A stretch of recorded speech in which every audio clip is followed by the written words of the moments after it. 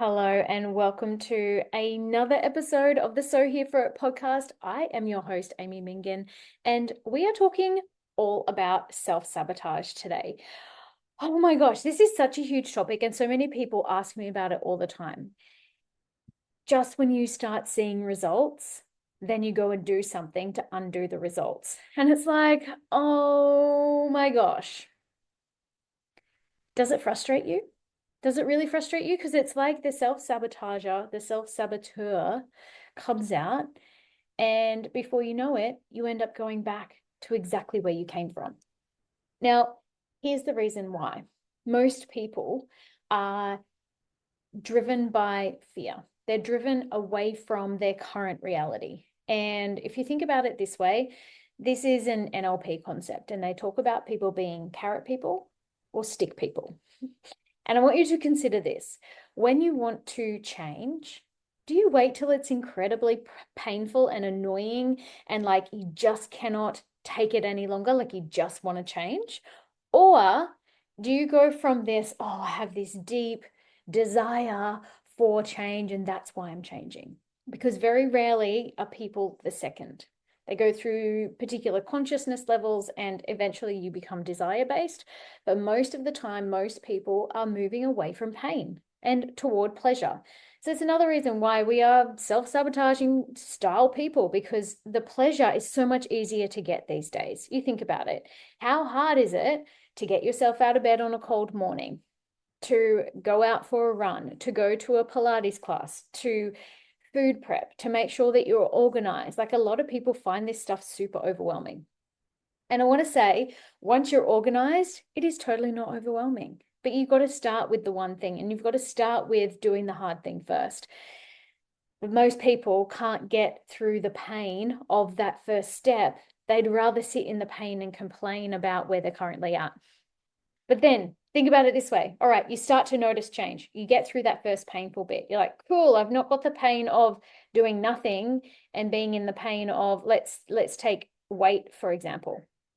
A lot of women come to me so they can release weight, so they can change their mindset around food, so they can have a better relationship with themselves and their body.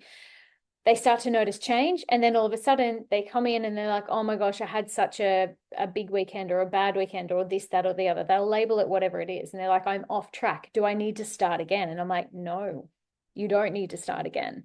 All you need to do is get back on track. Why is the self-sabotaging behavior coming out? Because they started to notice change. Now, the self-sabotaging behavior is like, what is the familiar pain that they're used to? They're just reverting back to the familiar pain rather than moving towards something that's more unknown. I want you to think about this. Why do you do what you do? And how do you do what you do? Are you somebody that goes for the easy option every time without even thinking about it? Like, think about walking into the shops. You go into a supermarket. And inside the supermarket, there's one aisle, usually, one aisle that's labeled health food. What does it make the rest of the supermarket? Pretty scary, right?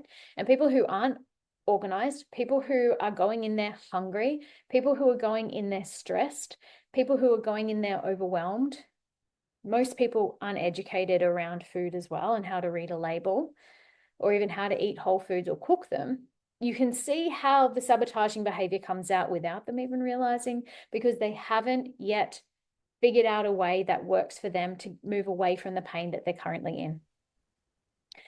So I want you to do this. Let's simplify it. Simplify it, because you get that this is my message through and through with everything that I talk about, regardless of whether it's health or business or life.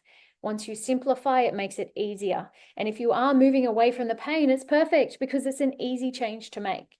Choose one thing. I'll give you an example. My client who is overseas, she worked with me for a period of time last year for her mindset, and she's back now working on her physical body, which I'm so excited about.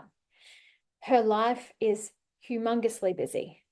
And she's like, I don't know how I'm going to fit the food prep in. I know that you're going to ask me to food prep. And I'm like, well, what if you got a little bit of food? Like, what if you just went and, because she's in an American country, I said, what if you got, like, I said, a kilo of apples, and it ended up being like 2 pounds of apples. What if you got 2 pounds of apples? And she goes, okay, I could do that. I could stop by and get 2 pounds of apples. And I said, I want you to eat 1 apple a day, which to most people, they're like, so what, Amy? Like 1 apple a day, what big change is that going to make? It's going to make a massive change in somebody who isn't currently eating an apple a day. It's going to make an absolutely huge change in somebody who currently doesn't believe in herself that she can make a change with her food. It's going to make a huge change to her gut health because it's reintroducing fiber. It's reintroducing bioflavonoids. It's reintroducing some antioxidants into her world.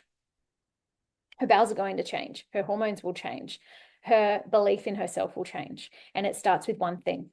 So I'm just giving you that as a really prime example because I literally used that as a task for a client last week. That this can be so simple if you let it be. But the self-sabotage behavior could come out again. I get it. Like, what if she then doesn't buy the apples next week? Well, then I say, buy the apples again. But also, this is that simple behavior. Once you bring this simple behavior in, you bring the next simple behavior in. It's not about changing everything all at once. I think the self-sabotage likes to come out when it's overwhelmed. So if you go, all right, well, if I'm feeling overwhelmed and I freeze and I don't do anything and I go back to my safe behaviors, which is painful behaviors, what is one thing I can change? Do the one thing. It could be hydration. It could be going for a walk, whatever the thing is. Do the thing that the self-saboteur cannot touch. Once you do the one thing, then you bring in the next thing. So you only change one thing at a time. This is going to be the biggest piece of advice that you'll ever hear. Because most people think that to change their life, they've got to change everything all at once. But most people will meet the saboteur because they're changing too much all at once. And it's too much for the nervous system. Unless your nervous system is in a peak condition, then you're actually not ready for that much change. Most people are not.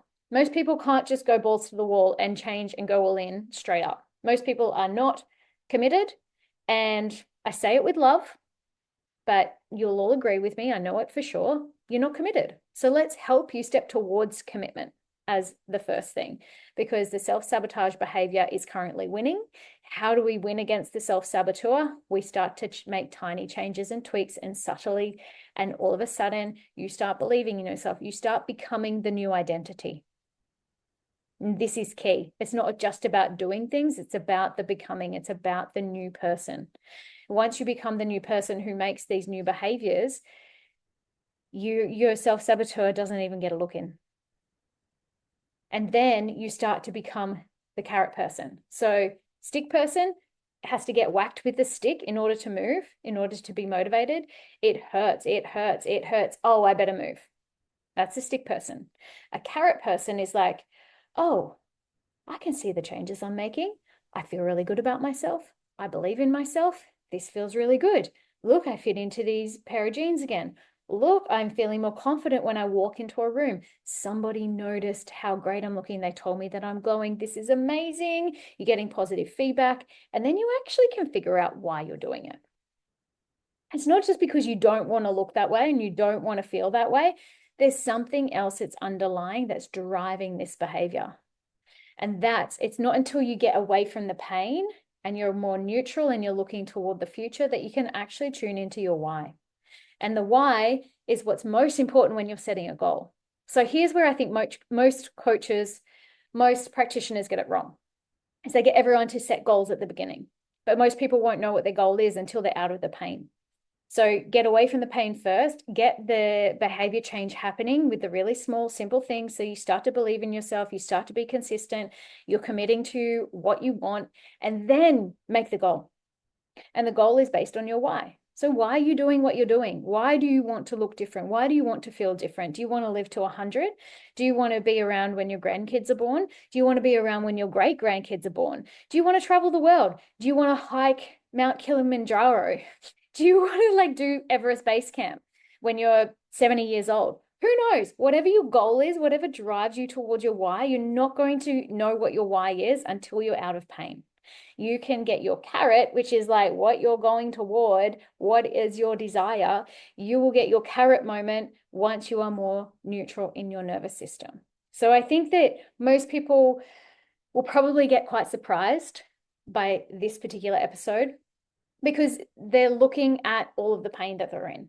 They're looking at all the things that they do, in inverted commas, wrong. You're not doing anything wrong. You're just doing the same thing that you learned because it's a survival tactic and it's the pathway of least resistance and it's what your nervous system is used to.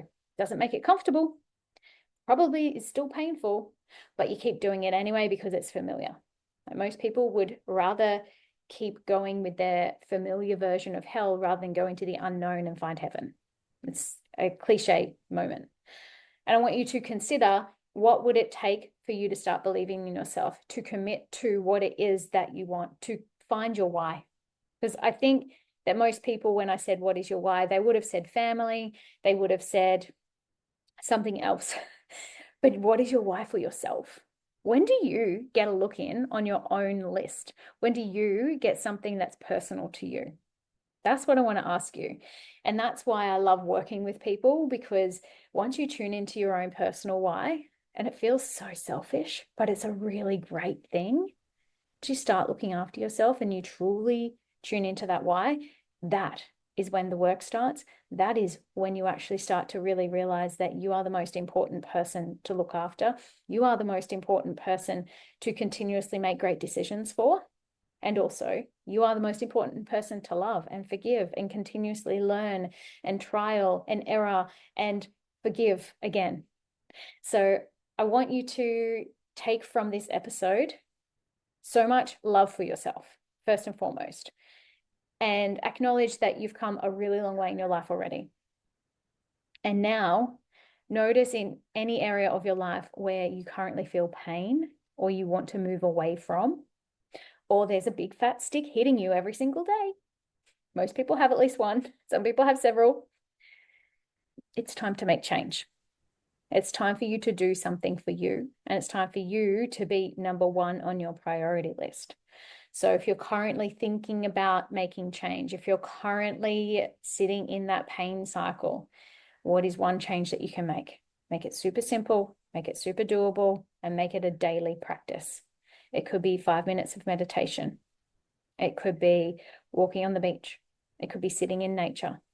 Whatever the thing is, could be an apple a day. Whatever it is, commit to it. And I also want to leave you with this.